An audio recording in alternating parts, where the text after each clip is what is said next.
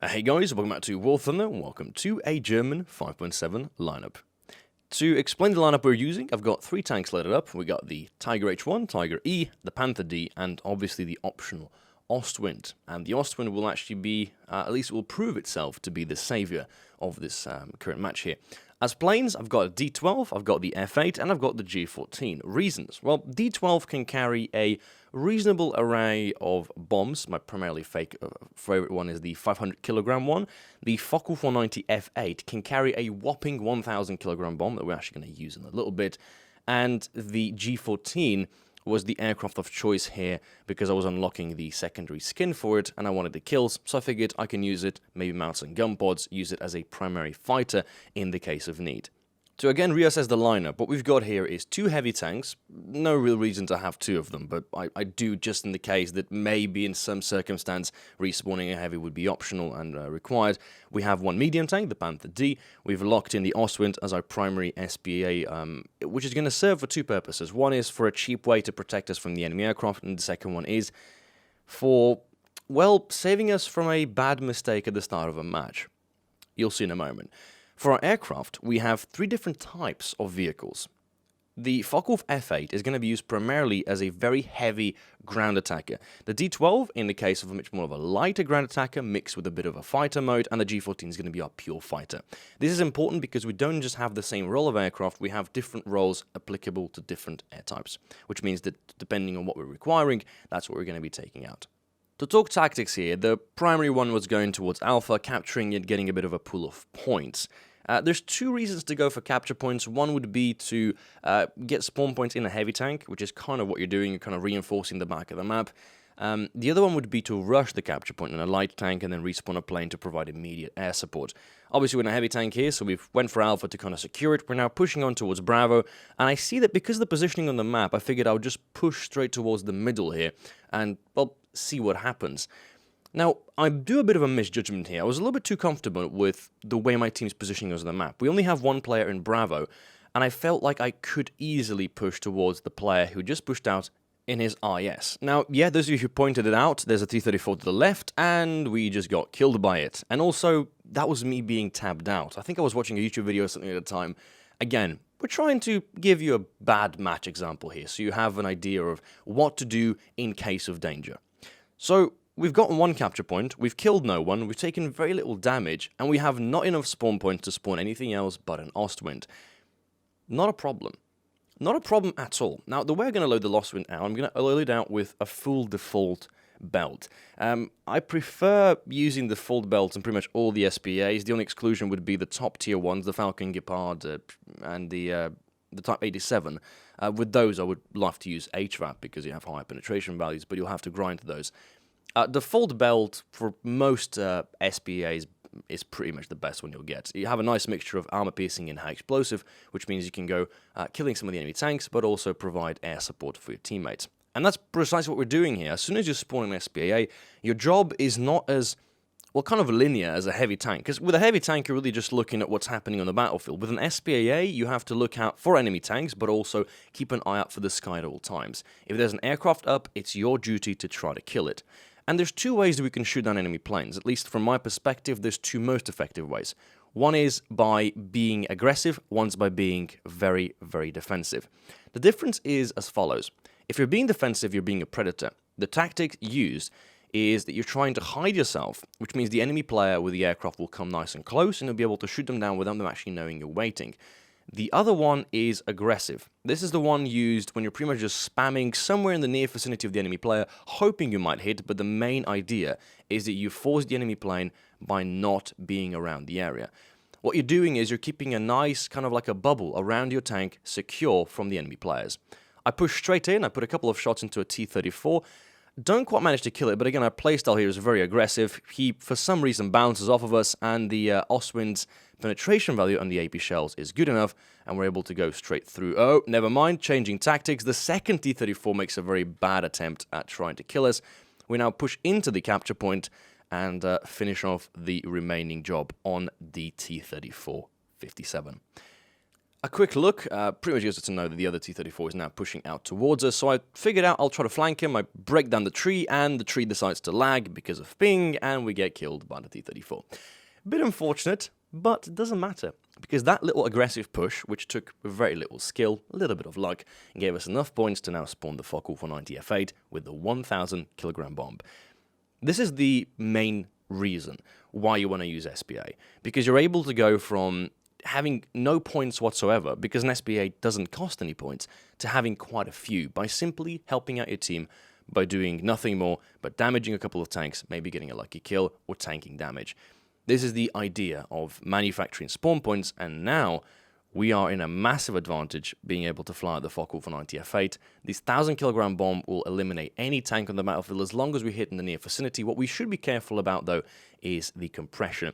The Focke-Wulfs don't really fly well at high speeds, so we only have about 500 kilometers per hour. If we dive down and go a little bit too fast, what could likely happen is that we overcompress and crash into the ground.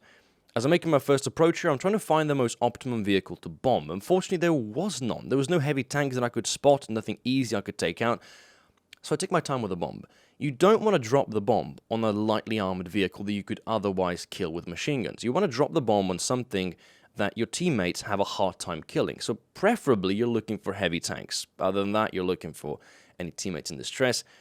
For me here, I'm just strafing a ZSU-37 and buying myself some time. Seeing that the battlefield is pretty much swarming with our players and we're slowly pushing towards Bravo as well. There's no planes in the sky, they have no active SPAA. I can take my time when it comes to actually eliminating the enemy players now. And I'm looking at some of the teammates here, and I don't know if you see this, but there's a T-44 left of this ZSU who just used the house as a very nice, very sneaky way to hide himself. And again, I can't quite put the bomb down. Then I see these two guys with the BT-7 and the ZSU-37 screwing around in spawn. I figure this is a perfect time to drop the bomb, but the ZSU's kind of moved on, so now even if I do make it back in time, I'm not going to be able to get both of the kills out. It was really weird. It was kind of that part of the match where you know you're going to win, but you don't quite know what to drop the bombs on because you want to get as many kills as possible. So I just said, screw it, drop the bomb on the ZSU, get myself a free kill, and maybe prevent the enemy from pushing through. But really, from this point on, the game has been secured. You can see the enemy players are mainly driving out in very lightly armored vehicles, and this is one of the best parts about playing a plane, is you get to see the battlefield from above. You get to see the entire picture. And if you are a player who works in a squadron, if you're a player who goes around and works, with teammates, probably the biggest advantage I can give you is that you can give them information where players are located and what they're doing. Now, there's a BT-5 in spawn, and ironically enough, BT-5s can be penetrated by the 20mm cannons, so we'll go around, finish them off as well. To maybe just touch the tactics a bit here, when it comes to playing the Tiger, I know a lot of players are playing the Tiger, and I'll try to make a bit more of an in-depth guide on how to play the actual Tiger, not show you a bad match in it, but the Tiger is a tank that you shouldn't play on every single map. I think heavy tank, medium tank, SPA, light tank, tank destroyer in a lineup are there for a reason. They're there because certain maps favor certain vehicles. And, for example, spawning a slow heavy tank onto a large map like Kursk would not be the most advantageous thing to do. Spawning a tank destroyer and driving towards the back of the spawn, not the best of ideas. The way I'm going to put it is this. The best part about building a lineup is not so much to have vehicles to spawn in as you're dying. It's so that when you spawn in the beginning, you have a lot of different options to go with. So if you want to flank, you can take the light one. If you want to go, into close quarter city environment, you want to take the heavy tank. You kind of combine the map with the aircraft or the tank you want to use.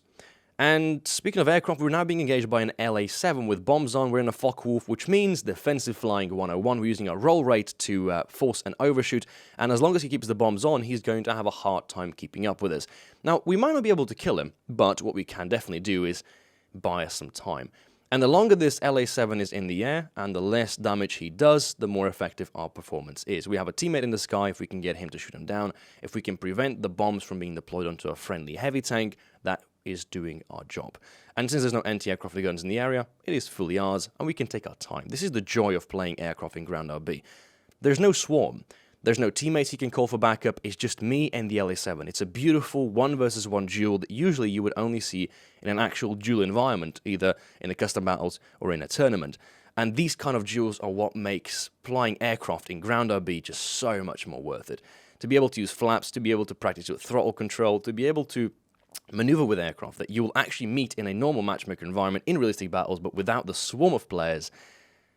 Man, it really does bring a smile to my face to see this kind of dogfights happening, and I think this itself here is not just a highlight of this match for me, but one of the clips that you could easily take out and kind of assess in more detail to talk about how defensive flying works. But in principle, what we did was use the inferior speed that we had, the LA-7 was faster, to force an overshoot and then latch onto his 6 using our flaps and throttle control, and with no effort whatsoever, we managed to get onto his 6. Now, whether he was stock or not, we don't know, but the 100-kilogram bombs definitely didn't do too much of an injustice to him, so it was pretty much a very relevant and very fair match.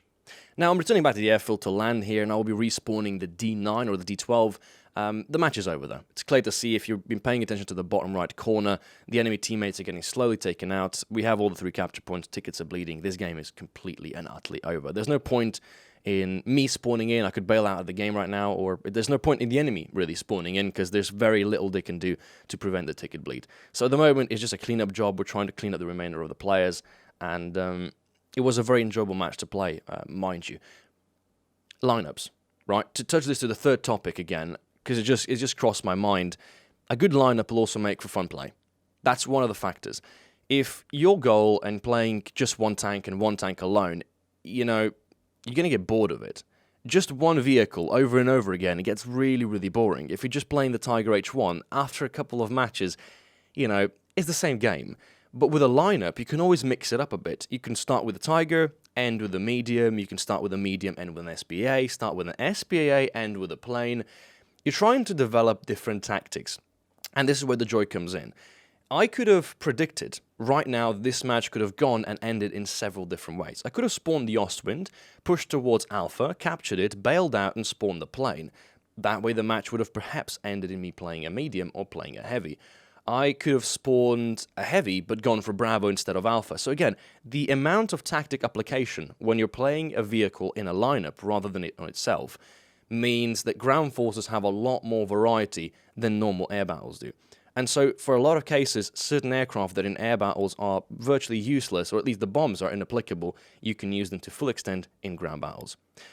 So to retouch the lineup here at 5.7, I think the lineup I built is pretty good. We're talking Tigers, we're talking mediums.